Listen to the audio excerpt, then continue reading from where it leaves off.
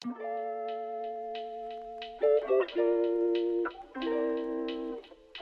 suis Michael Médet, je suis médiateur culturel à la Maison du Patrimoine pour le compte de l'association Arcade.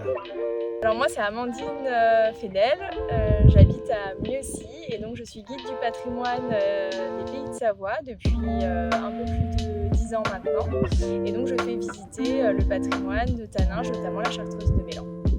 Donc je m'appelle Julie, je suis médiatrice culturelle à la Chartreuse de Mélan. Et donc je travaille pour le département de Haute-Savoie qui est propriétaire du site.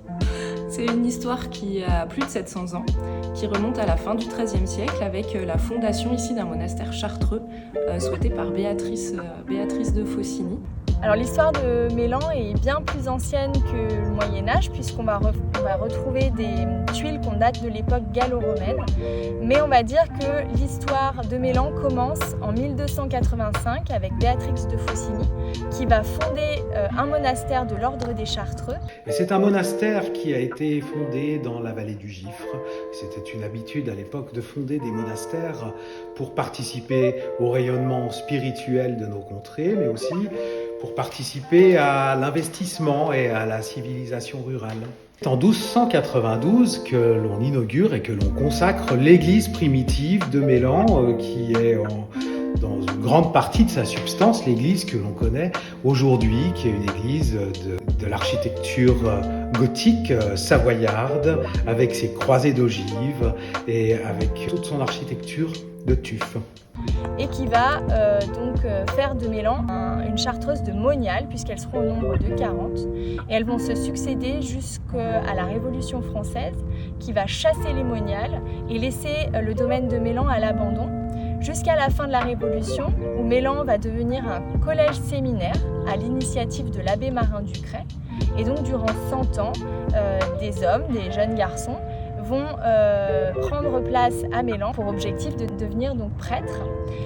Et en 1905, la séparation de l'Église et de l'État oblige le collège séminaire à fermer ses portes, puisque nous sommes français depuis 1860.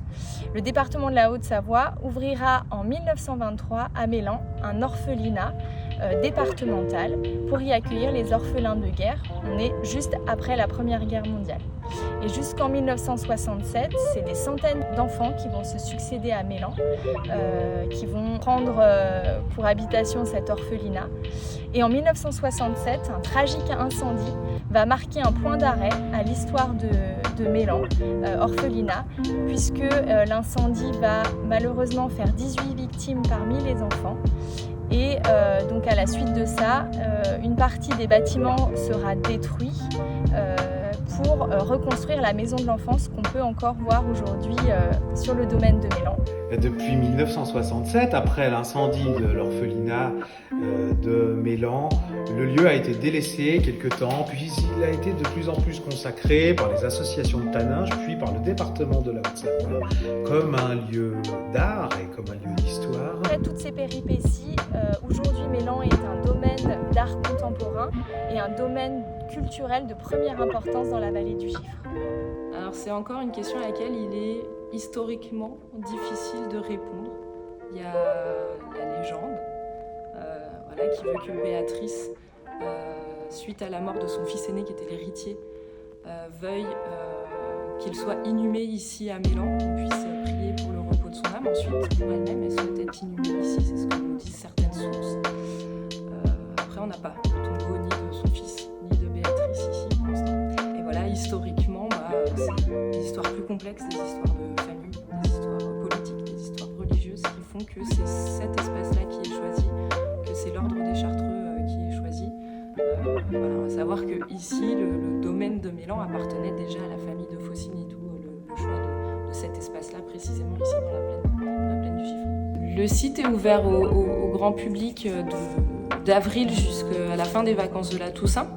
On accueille des expositions temporaires, on organise des visites, on organise aussi beaucoup d'événements, de rendez-vous culturels, en partenariat notamment avec Bradley Saumon Tourisme. On accueille aussi les scolaires de la vallée, mais au-delà de tout le territoire, pour partager avec eux cette histoire, ce patrimoine, ici à Taninges, à la Chartreuse de Mélan.